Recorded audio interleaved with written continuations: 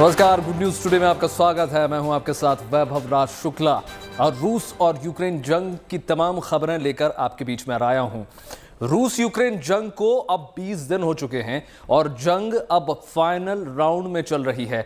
रूस का एक ही टारगेट है, वो है कीव पर कब्जा, ज़ेलेंस्की को सरेंडर करवाना और पूरे यूक्रेन की कमान अपने हाथों में ले लेना। लेकिन ज़ेलेंस्की ने रूस का रास्ता रोक रखा है। यूक्रेन में शहर के शहर खाक में मिल चुके हैं और ज़ेलेंस्की हार मानने को तैयार नहीं दिख रहे। इन सब के बीच दोनों देशों के बीच युद्ध विराम के लिए चौथे दौर की बातचीत आज भी जारी रहने वाली है। कोशिश जाहिर तौर पर यही है कि बातचीत के जरिए ही कोई हल निकाला जाए।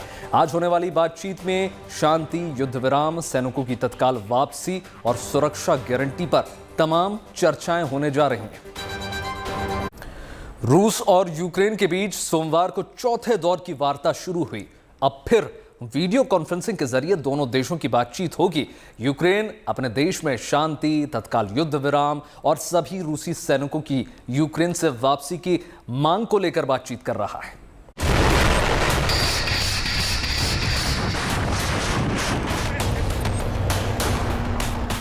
युद्ध शुरू करना आसान है, लेकिन युद्ध को खत्म करना सबसे मुश्किल काम है।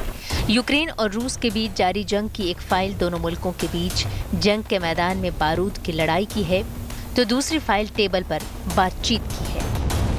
जंग के मैदान में अभी तक ना तो यूक्रेन हारा है और ना ही रूस अभी तक जंग जीता है। बड़ी बात यह है कि एक तरफ कीव पर रूसी सेना का बारूदी प्रहार जारी है, तो दूसरी तरफ कूटनीतिक मोर्चे पर शांति की बातचीत भी जारी है। यूक्रेन पर रूसी हमले के 19वें दिन यानी कल रशिया और यूक्रेन के बीच चौथे दौर की वार्ता हुई, लेकिन कोई नतीजा नहीं निकल सका। दोनों देशों के बीच वीडियो कॉन्फ्रेंसिंग के जरिए हुई ये बातचीत अब आज भी जारी रहेगी। यूक्रेन का दावा नंबर 1, युद्ध में शांति की मध्यस्थता करेगा इजराइल। नंबर 2, दोनों देश के बीच बातचीत से निकलेगा हल। नंबर 3, किसी दबाव में सरेंडर नहीं करेगा यूक्रेन। दोनों देशों के दरमियान चौथे दौर की बातचीत का सिलसिला जो कल शुरू हुआ था, वो अभी थमा नहीं है। यानी उम्मीद की एक किरण अभी बरकरार है। युद्ध के दरमियान एक आस अब भी जिंदा है। आस ये कि जंग अब थम सकती है और उम्मीद ये कि एक बार फिर लोगों की जिंदगी पटरी पर लौट सकती है। जब चौथे दौर की बातचीत की शुरुआत हुई तो पूरी दुनिया की निगाहें इस सबसे बड़ी बैठक पर थी। हर कोई ये जानना चाहता था कि आखिर बातचीत का नतीजा क्या निकलेगा। अब तक दोनों देशों के बीच 3 दौर की बातचीत हो चुकी है। 28 फरवरी को पहले दौर की बातचीत हुई, लेकिन वो बेनतीजा रही। 3 मार्च को दूसरे दौर की बातचीत हुई, उसमें भी कोई हल नहीं निकल सका। 7 मार्च को तीसरे दौर की बातचीत हुई और एक बार फिर नतीजा 0 ही रहा। दरअसल रूस और यूक्रेन दोनों पक्ष अपनी अपनी मांगों पर अड़े हैं, जिसकी वजह से युद्ध रोकने पर किसी तरह का ठोस फैसला नहीं हो पा रहा है। उधर जो तस्वीरें यूक्रेन के अंदर से आ रही हैं, उससे यही लगता है कि मामला बातचीत से बहुत आगे बढ़ चुका है। सवाल यही है कि यहाँ से आगे क्या होगा, ये लड़ाई खत्म कैसे होगी, क्या सीज फायर पर बनेगी बात? पूरी दुनिया की निगाह इन सवालों के जवाब पर है और युद्ध जल्द समाप्त हो, इसी उम्मीद पर दुनिया कायम है। Bureau report, good news today.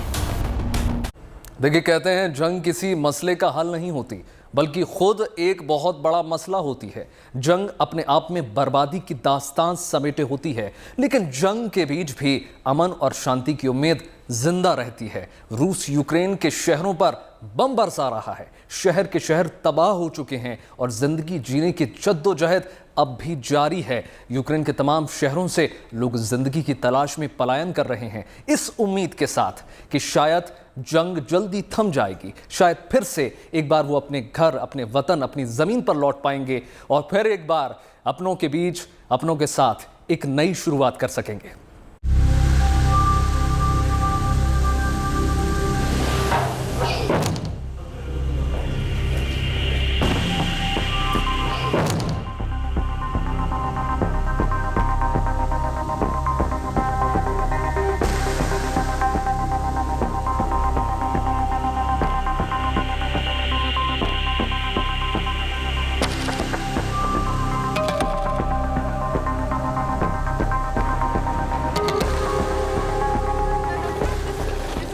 यूं अगर सैर सपाटे के लिए निकलना होता तो बात कुछ और होती, पर यहाँ जद्दोजहद हो रही है तेज बर्फीली हवाओं और भीषण ठंड में जिंदगी की लौ जलाए रखने की।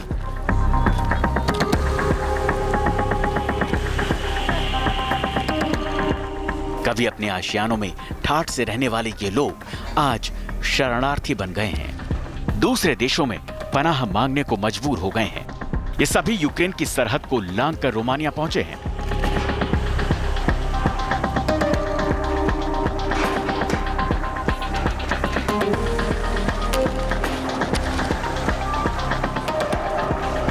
एक एक चेहरे को ध्यान से पढ़ने की कोशिश करेंगे तो हर चेहरे के पीछे सुकून और दर्द के मिले जुले भाव दिखेंगे। दर्द अपना मुल्क, अपनी मिट्टी छोड़कर आने का, और सुकून जान बच जाने का। ये वो लोग हैं जो रूस यूक्रेन युद्ध में तबाह होती जिंदगी को बचाए रखने की हर मुमकिन कोशिश कर रहे हैं। इनमें बुजुर्ग भी हैं, महिलाएं भी हैं और मासूम बच्चे भी। यूक्रेन के माइकोलेव के रहने वाले ये वो लोग हैं जो रूसी हमलों के बाद अपने ही घरों को छोड़कर दूसरे मुल्कों की सुरक्षित सरहदों के उस पार अपनी जिंदगी बसर करने के लिए मजबूर हैं।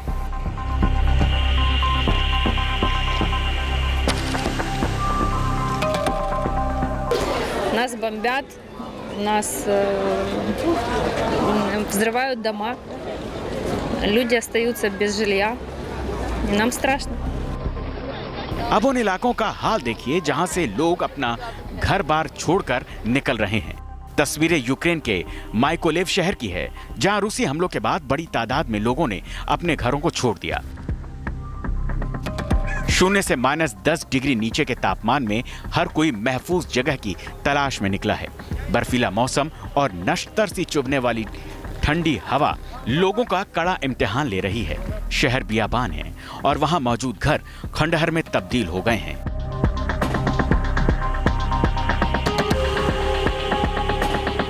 War, it's very dangerous. I have friends in Kiev. They stay underground by 3-4 days. They not see sky, they not see the sun. I can't imagine what they feel. But for me it was enough to feel one time vibration in the house from the bomb. I don't know how people in Kiev and in Melitopol and other cities. इस युद्ध ने किसी का घर छीन लिया तो किसी की जिंदगी, किसी को अपनों से जुदा होने का गम दिया तो किसी को अपनी जमीन छोड़ने का अफसोस। लेकिन डर, खौफ, मातम और दर्द भरी इन तस्वीरों के बीच एक उम्मीद भी है। उम्मीद अमन की, उम्मीद शांति की, उम्मीद सुरक्षित जिंदगी बसर करने की। Close the sky, please. Really need this. It will save a lot of lives, I suppose. सिर से जब छत हटती है तो जिंदगी की सच्चाई कुछ इस अंदाज में दिखती है। यूक्रेन में यही जिंदगी की हकीकत है। जंग के माहौल में भी लोग एक दूसरे के साथ खड़े हैं, एक दूसरे की मदद कर रहे हैं और इंसानियत का हाथ आगे बढ़ा रहे हैं।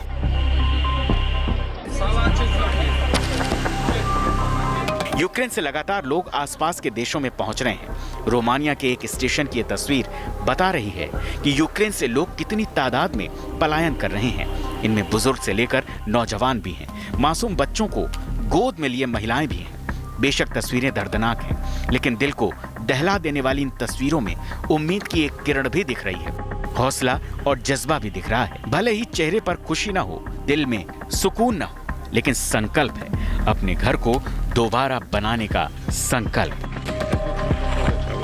Мы жили по улице Виноградской, улице, ну, в общем, поселок Виноградная, город Мариуполь. Вот. Начались вот это сильные обстрелы, пока сидели, терпели, ждали все. Вот. Ну, а потом военный уже ДНР начал по хатам стучать. В общем, выходите, будем вас эвакуировать, потому что будет идти бой. अब तक लाखों लोगों ने यूक्रेन से भागकर दूसरे देशों में शरण ली। राष्ट्रपति ज़ेलेंस्की के मुताबिक अलग अलग मानवीय गलियारों के जरिए यूक्रेन ने 1,20,000 से ज्यादा लोगों को सुरक्षित ठिकानों पर पहुंचाया है। रूस ने 26 फरवरी को यूक्रेन पर धावा बोला था। इसके बाद से वो लगातार यूक्रेन के शहरों को एक एक कर तबाह करता रहा। इस जंग के बीच एक वक्त ऐसा भी आया जब ये लगने लगा था कि अब शायद ये जंग न्यूक्लियर वॉर या फिर तीसरे विश्व युद्ध में तब्दील हो जाएगी, लेकिन खुशकिस्मती से ऐसा नहीं हुआ और बदकिस्मती ये कि जंग अभी थमी नहीं है। Bureau report, good news today.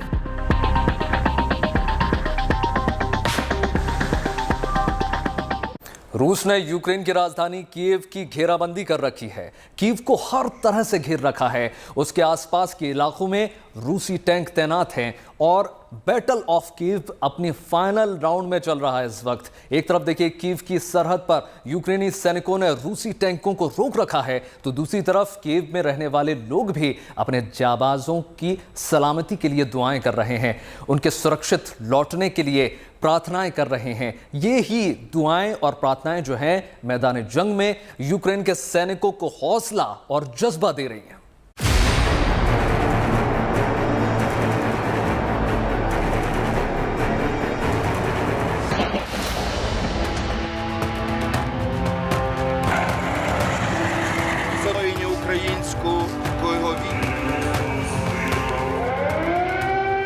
कानों को चीरते हुए ये आवाज एक अनजाना सा डर पैदा करने वाली है।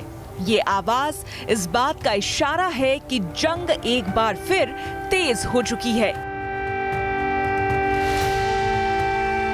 ये आवाज बता रही है कि एक बार फिर रूस के सैनिक हमलावर हैं। ये आवाज यूक्रेन के लोगों को आगाह कर रही है। ये तस्वीरें यूक्रेन की राजधानी कीव के एक चर्च की है, जहां रूसी हमले के साथ ही चर्च का सायरन बजने लगता है। सायरन के बजते ही लोगों के चेहरे पर दर्द की लकीरें उभर आती है और खौफ के साए में दिल बैठने लगता है, क्योंकि ये आवाज मौत के किसी परवाने से कम नहीं है। जंग थमने की दुआएं तेज हो जाती है। अपनों की सलामती के लिए हाथ उठाकर लोग दुआएं करने लगते हैं। आंखों में आंसुओं का सैलाब उबरने लगता है। चेहरे पर दर्द की लकीरें, खौफ का साया और सलामती की उम्मीद हिलोरे मारने लगती है। सिर झुक जाता है। कोई मोमबत्तियां जलाकर सुरक्षा की उम्मीद को जिंदा रखने की कोशिश कर रहा है, तो कोई मैदाने जंग के खौफ को महसूस करने की कोशिश कर रहा है। ये तो यूक्रेन के आम लोगों का हाल है, लेकिन सायरन की आवाज के बाद मैदाने जंग में मोर्चा संभालने की तैयारी भी तेज हो जाती है। शरीर पर वर्दी, हाथों में बंदूकें और चेहरे पर आत्मविश्वास। जंग में जीत हमारी ही होगी।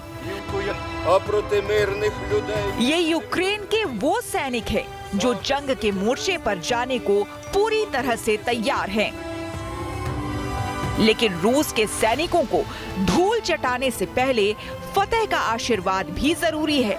इसी मकसद के साथ यूक्रेन के ये सैनिक चर्च के बाहर खड़े हैं। На захист землі української, життя за своєю спиною і правди Божої загалом. Церква має практику благословляти все, чим користується людина. Тим більше зброю, використовуючи котру воїн боронить правду Божу на нашій землі. От, власне, що відбулося. हाथों में मौजूद बंदूकों को ऊपर उठा लिया है। पवित्र जल से जीत का आशीर्वाद भी पा लिया है। अब तो वक्त जंग के मैदान में अपनी बहादुरी के जौहर दिखाने की है। अपने देश की रक्षा के लिए मोर्चे पर डटे रहने का है और रूस को कीव में घुसने से रोकना है। रूस पिछले कई दिनों से राजधानी कीव में घुसने की कोशिश कर रहा है। उसके टैंक कीव के आसपास फैले हुए हैं। मगर यूक्रेनी सैनिकों का ये वही जज्बा है जिसके चलते अभी तक कीव में रूसी सेना नहीं घुस पाई है। हालांकि अब तक यूक्रेन के सैनिकों ने रूस को रोके रखा है, लेकिन सवाल ये है कि आखिर कब तक? Bureau report, good news today. रूस यूक्रेन युद्ध के इतने दिन बाद भी अब तक ना तो यूक्रेन ने हार मानी है और ना ही रूस ने जीत का ऐलान किया है। लेकिन इन दिनों रूस ने यूक्रेन को पूरी तरह तबाह और बर्बाद कर दिया है। यूक्रेन के कई शहर तहस नहस हो चुके हैं। जो शहर कभी खूबसूरती की इबारतें लिखते थे वो खंडर में अब तब्दील हो चुके हैं। एक तरफ रूस यूक्रेन पर हमलावर है तो दूसरी तरफ देखिए उसकी मिसाइलें अब नेटो देशों की सरहद तक भी पहुंच रही हैं। ऐसे में यूक्रेन के राष्ट्रपति ज़ेलेंस्की ने नेटो देशों को भी आगाह कर दिया है कि अगर अगला नंबर जो है वो उसका भी हो सकता है। परछाई नजर आ रही है। दरअसल रूस कीव के किले को अब बस आखिरी धक्का देना चाहता है। उसने इस शहर को चारों तरफ से घेर लिया है ताकि ज़ेलेंस्की का किला ढह जाए। तस्वीरें इस समय आप देखिए राजधानी कीव की। राजधानी कीव में इस समय बर्फबारी हो रही है और इस बर्फबारी के बीच यहाँ की सेना, यहाँ के कमांडो दस्ते और यहाँ की जो पैरामिलिट्री फोर्सेस और सिविल डिफेंस है वो सभी इस बर्फबारी में भी हमारे पीछे जैसे आप वहां पर एक चेक पॉइंट देख सकते हैं, उस चेक पॉइंट पर सिपाही तैनात हैं क्योंकि अगर किसी भी तरफ से रूस की सेना आती है। और एक जो बड़ी दिलचस्प बात, यहाँ के एक जो पिकेट कमांडर से मेरी बात हुई थी, उन्होंने मुझे बताया कि सिविल कपड़ों में, सिविल गाड़ियों में अब रूस के सैनिक शहर के अंदर दाखिल होने की कोशिश कर रहे हैं कि वो शहर के अंदर दाखिल हो जाएंगे सिविल कपड़ों में। हथियार उनके पहले ही मौजूद है या हथियारों को विमान से भी कहीं गिराया जा सकता है। और फिर एक तरफ जब रूस के टैंक आगे से बढ़ेंगे तो पीछे से यही रूसी सेना जो ऑलरेडी शहर के अंदर दाखिल हो चुकी है कीव शहर में, वो पीछे से डिफेंसेस पर हमला करेगी। और जब दो तरफा घिर जाएंगे यहाँ के सिपाही तो उनको इन पिकेट्स को गिराना, इन चेकपोस्ट को गिराना, इन डिफेंसेस को गिराना आसान हो जाएगा। लेकिन अभी भी यूक्रेन की सेना रूसी फौजों से जबरदस्त मुकाबला कर रही है। कदम कदम पर यूक्रेन का पलटवार। यूक्रेन को नेटो मुल्कों से मिल रही मदद, अपनी फौज के पास मौजूद घटिया चीनी सामान और सेना में घुसे नौसिखिए लड़ाके जैसी कई समस्याएं रूस का रास्ता रोक रही है। हालांकि रूसी सेना के ताबड़तोड़ हमले आज भी जारी हैं। रूसी मिसाइलों ने यूक्रेन के कई शहरों में जबरदस्त तबाही मचाई है। जंग के 19वें दिन मारियुपोल शहर में रूसी सैनिकों ने जबरदस्त बमबारी की। हम लोग जिन इलाकों में इरपिन और बूचा के इलाकों से ग्राउंड जीरो से रिपोर्टिंग कर रहे हैं हर रोज, वहां पर जिस तरह की गोलीबारी अभी आप सुन रहे हैं उस तरह की गोलीबारी चल रही है। उस तरह इंच बाय इंच रूस की सेना एक एक गली खाली कराते हुए आगे बढ़ रही है। और ऐसे में अगर हथियारों की कमी हो जाएगी, क्योंकि हथियार सिर्फ लेविव के रास्ते से आते हैं, अगर वहां से हथियारों की आवाजाही रुक जाएगी तब कितने दिन तक ये कीव का किला रह पाएगा, ये सबसे बड़ा प्रश्न हो जाएगा। एक तरफ रूस और यूक्रेन के बीच घमासान तेज है तो दूसरी तरफ अब रूसी सेना यूक्रेन के आसपास के इलाकों को भी टारगेट कर रही है। रूसी मिसाइलें पोलैंड बॉर्डर के पास तक पहुंच चुकी है और तबाही मचा रही है। रूस ने पश्चिमी यूक्रेन में पोलैंड की सीमा के पास एक सैन्य चौकी पर हमला किया था। जिस जगह ये हमला किया गया वो पोलैंड की सीमा से महज 25 किलोमीटर दूर है, क्योंकि पोलैंड नेटो का सदस्य है और अगर पोलैंड तक रूसी मिसाइलें पहुंची तो नेटो के पास रूस के खिलाफ उतरने के अलावा कोई और चारा नहीं बचेगा। ऐसे में यूक्रेन के राष्ट्रपति ज़ेलेंस्की ने तमाम नेटो देशों को आगाह कर दिया है। Сьогодні 18-й день. 18-й день нашої війни за життя, за Україну, за незалежність. Початок сьогоднішнього дня був чорним. Російські ракети та авіабомби знову били по нашій державі. від сходу до заходу. 30 ракет на одну тільки Львівську область. हालांकि दोनों देशों के बीच ये जंग पिछले 19 दिन से लगातार जारी है, मगर जानकारों की माने तो अब ये लड़ाई अपने आखिरी दौर में है। लेकिन जेलेंस्की का किला कीव अब भी रूस को चिढ़ा रहा है। रूस ने भले ही राजधानी कीव को घेर रखा है, उसके आसपास के शहरों पर भी वो लगातार बमबारी कर रहा है, लेकिन जेलेंस्की का किला कीव अब भी बरकरार है। हालांकि इस घात प्रतिघात के बीच ये किला कब तक महफूज रहेगा, पक्के तौर पर ये कह पाना मुश्किल है। Bureau report, good news today. रूस और यूक्रेन जंग की इस विशेष पेशकश में फिलहाल इतना ही। मुझे दीजिए इजाजत। नमस्कार।